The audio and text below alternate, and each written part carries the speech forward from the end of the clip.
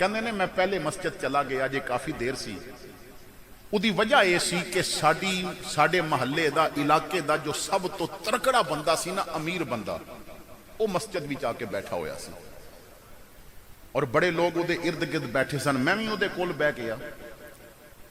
कहते ने थोड़ी देर गुजरी तो एक फकीर दरवेश खुदा मस्त वो मस्जिद दाखिल होया। उन्हें वैसे सलाम सब नूं कीता और दो सफ़ा अगे जाके ना उन्हें 2 रकत नफल पढ़े, तहियतुल मस्जिद दे पढ़े होणगे। कपड़े उहदे फटे हुए ने ते नफल पढ़ के ना ते फिर उन्हें हाथ चुक ले ते बड़े उच्ची आवाज भी दुआ पिया करदा है, अल्लाह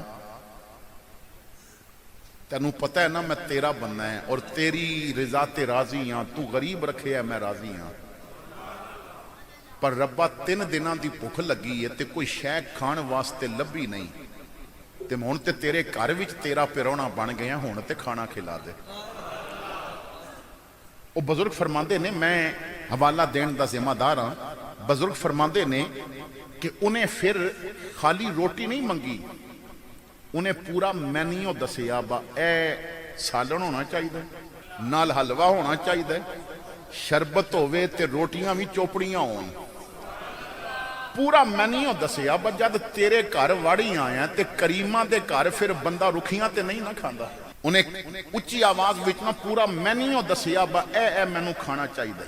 असी बैठे सा अमीर बंदे कोल ते ओ दुआ सुन के ना ओदी ते अमीर कहंदा वेखो कितना चला के मैनू वेखिया सी ना कि मैं इत्थे बैठा होया ते अगे जाके दुआ पिया करदा है और उच्ची पिया मंगदा ताकि मैं सुन लवां और मैं इनू एक खाना खिला दियां। डायरैक्ट मैनू कहंदा तो मैं खिला भी देंदा। ये मंगदा रब कोलों पिया ते सुनांदा मैनू पिया। हुण कदी भुखा मर भी जाए ते मैं इनू रुखी भी नहीं देनी, चोपड़ी ते दूर दी गल है। जदों पैसा होवे ना ते फिर बंदे च तकब्बर आ ही जांदा है। लेकिन उन्हें वो दुआ एक बारी कीती, सफ उत्ते लेट गया, वो सो गया। थोड़ी देर गुजरी, मस्जिद विच एक बंदा दाखिल होया। उन्हें थाल पकड़िया, थाल उत्ते कपड़े और सफा चीरदा चीरदा उस फकीर दे कोल जाके बैठ गया।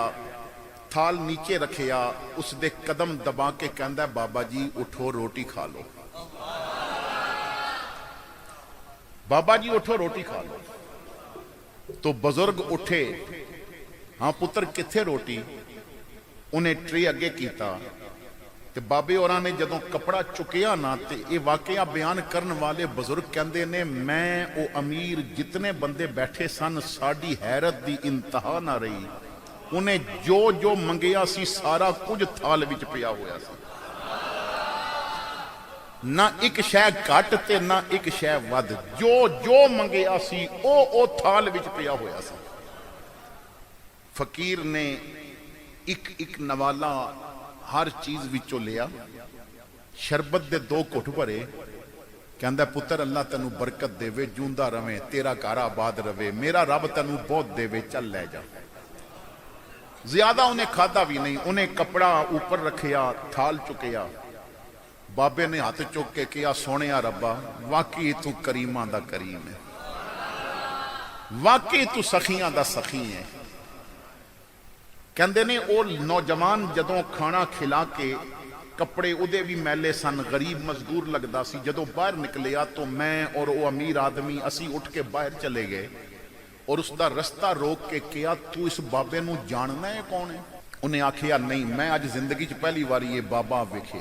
अच्छा तू पहली बारी वेखे ते फिर ए दस बत तैनू किस तरह पता चलिया कि बावे नू भुख लगी है और बावे भी जो जो मंगया तू ओ ही किवें ले आंदा है? जो जो तू ले आंदा है बाबे ओ ही मंगया है। उन्हें दुआ कीती है, तैनू किने दसिया है?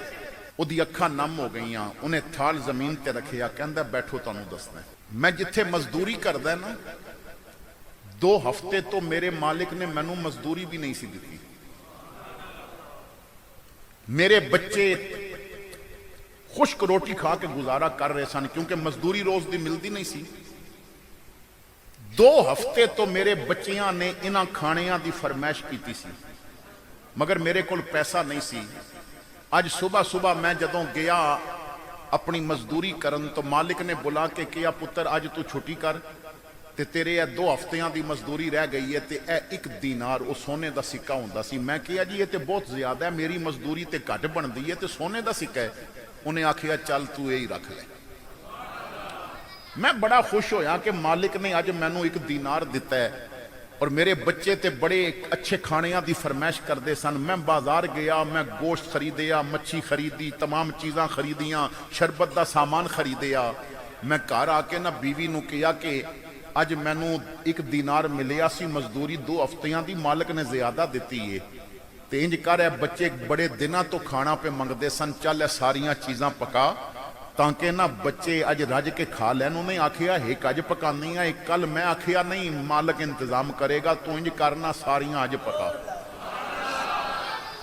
ते मैं थकिया होया ते चल मैं सो जाना। जदों खाना पक गया ना तो मैनू जगा देनी। बीवी खाना पकान लग पई और मैं बिस्तर ते लेटिया, मेरी अख लग गई।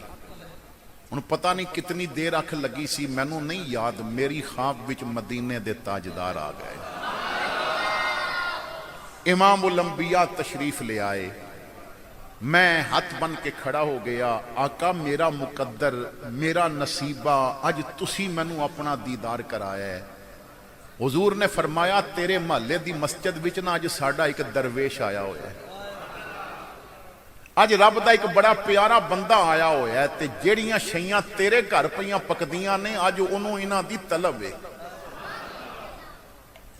ते तू इंज कर जदों उठेगा ते सारियां चीज़ां लैके उहदे कोल चला जावी।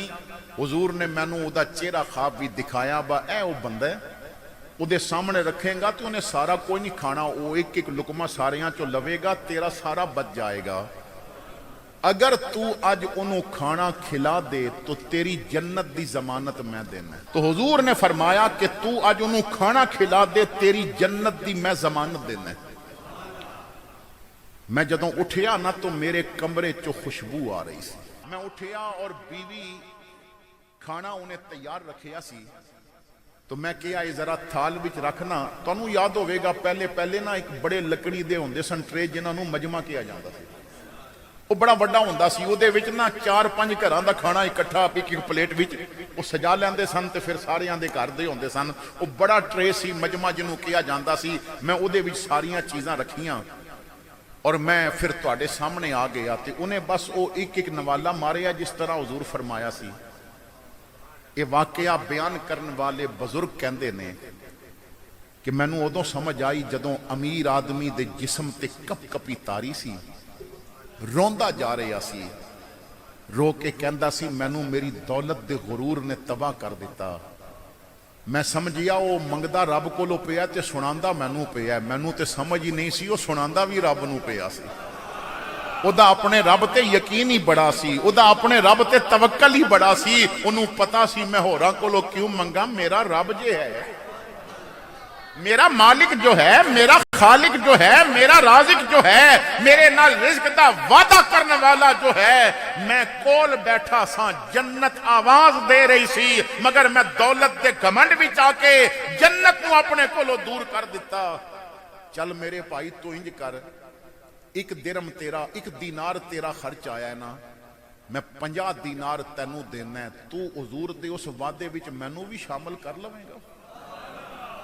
उन्हें आखिया यार कैसियां गल्लां करदा है, हुजूर ने मेरे नाल वादा कीता, मैं तो किसी नाल वादा नहीं ना कर सकता।